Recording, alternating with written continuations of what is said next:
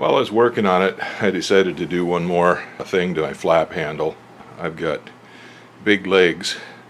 Well, actually they were big legs back when I was young and could pick up a 55-gallon drum full of oil and put it in the back of a pickup, or pick up a big block Chevrolet engine and set it on its engine mounts, or pack 200 pounds of elk meat 10 miles through the mountains. Now they're just fat legs. Well, anyway, I've got oversized legs, and it doesn't have not too much of a problem in the Cub until you have to do extreme maneuver. Once in a while I have to hold full left aileron, and when I do the aileron, the stick, especially if the flap handle is up part way, like coming in for a landing or doing some slow flight or something, and the flap handle is up, then my leg will run into the flap handle and not allow me to make full left aileron movement. So sometimes if I have to do it and hold it for a while, I have to pick my leg up and stick it over the flap handle.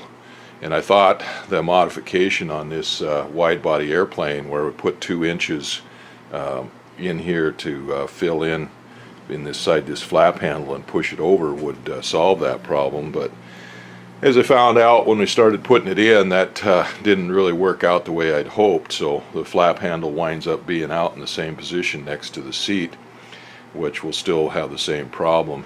I've read of quite a few guys that have cut off their flap handle for that same reason, for that exact reason. They cut it off a couple inches.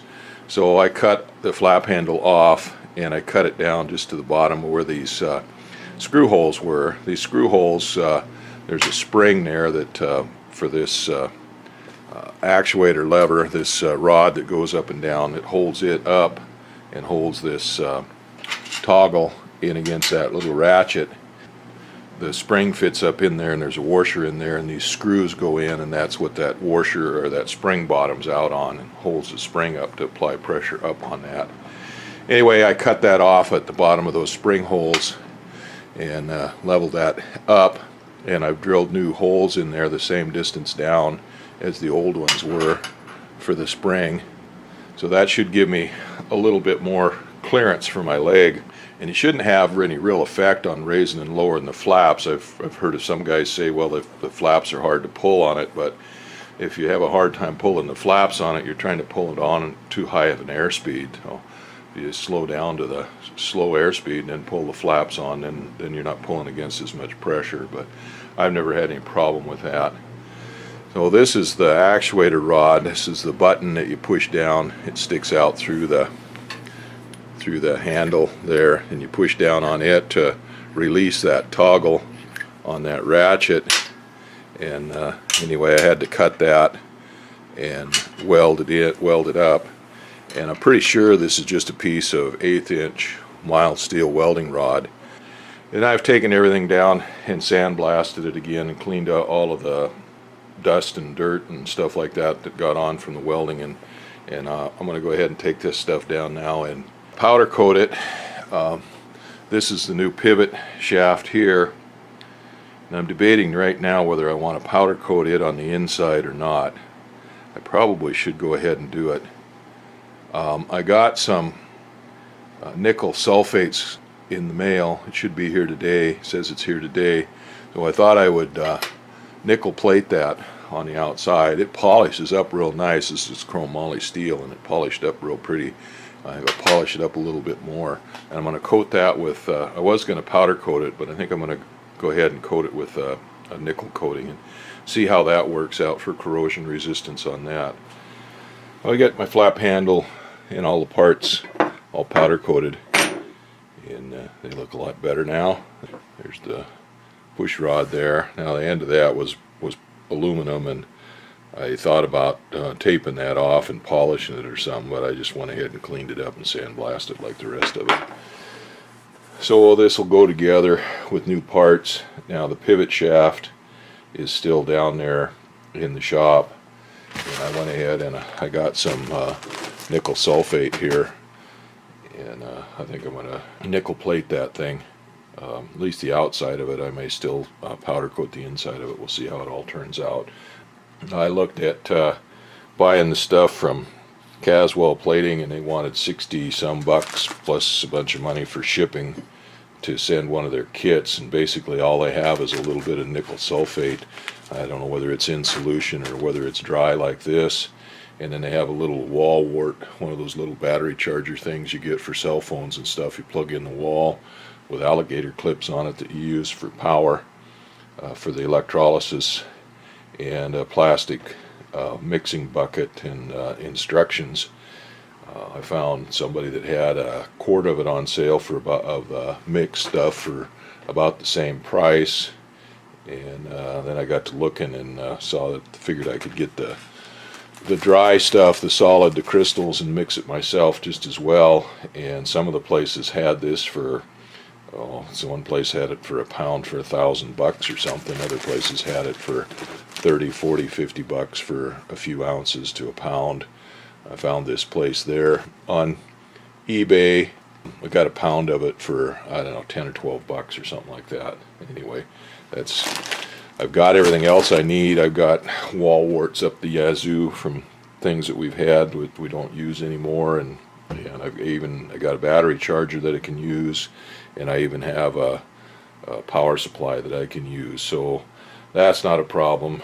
I got to get a tube, something long enough that I can put that whole 10-inch long pivot tube in to get it submerged, but not have it so big. I don't want to use like a 5-gallon bucket or something. I just want to use something that's not going to use a whole lot of this stuff up.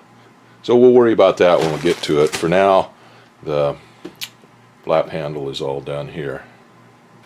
Little spring and washer go in there. This is all held up in here by a couple of screws just going through there. They just had a couple of sheet metal screws going through there before. I think I'm going to put machine screws in there, so I've got to see if I can find my 440 tap somewhere. I don't know what I did with it. A couple minutes with a file on that washer, and I was able to get it slipped past that doubled over piece of that rod, and got it in the spring on there.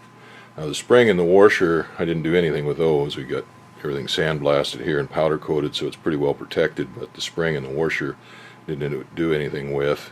I took some peralkatone and put on the spring and the washer, and then I just went ahead and coated everything with it, just because it should be well protected with that powder coating on there. But this thing is hidden up inside of that tube and that handle, and you can't really see it or get to it to clean it up very easily. So I just put a little bit of peralkatone on there, and because it's stiff and cold, I got the heat gun out, and I just went over it with the heat gun, and that smoothed everything all out. And so I'll stick that in the handle now and get it attached. I put a little toggle here. I put a new cotter pin on it. Oh, it's all ready to go together. There's a flap handle all assembled. I've got to put a new pin in there for that toggle to switch on there. And there's the toggle moving up and down. There's the button moving up and down. Comes to a stop. Now when I got this airplane, first got it and started flying it, sometimes I couldn't get the flaps to release, and what happened is this washer in here got cockeyed in between these screws, and it would lock up in there and it wouldn't let me push the button down and release the toggle. Anyway, this is the ratchet.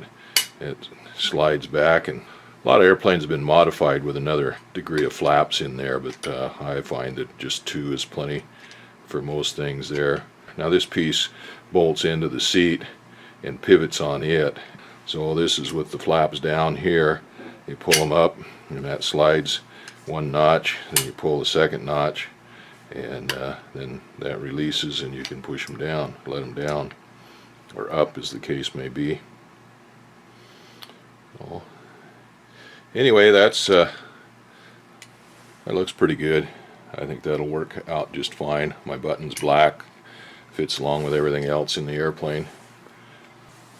Well, I've got the arm here and all of the flap control portion all cut to the right length and fitted in there so it fits. So I don't need to have this seat in the fuselage anymore. I take it out and I can flop the fuselage around. Don't worry about that thing flopping around. This is the pivot tube, the tube that the flap handle pivots on, and again that was cut longer to fit that extra space there in the width of the fuselage. This is the bushing here that's welded on the seat that this pivot tube fits into, and there's a reciprocal one on the fuselage over here. My opinion, these should have made out of a little bigger OD tube and then have a brass insert in them so they could pivot in them. But they don't, they're just a steel tube, and of course that leaves steel on steel, which in a moist country or even semi-moist country, if the things sit for a while, they're going to rust up and freeze up and get rough. This is the flap actuator handle here. This is the way it mounts on here, like this. This will be bolted in just like that. And this is the ear that I would have had to extend out or figure out something to do with this ratchet here if I'd put that 2-inch spacer in there like they suggested in the manual in the book. So that gets bolted on right there like that, and that's what holds the handle in position and everything. And then see, this just ratchets up like that. There's full flaps, and there's first notch of flaps, and there's flaps completely up. This flap handle, this arm here, was drilled through the arm, through this long section of the arm, and into the pivot tube, and pinned there with a cotter pin. And so when this turned, the whole pivot tube and everything turned in these bushings. I looked in the parts manual, in the book and stuff, and it doesn't really show a very good picture of how that's attached officially in the Piper parts manual.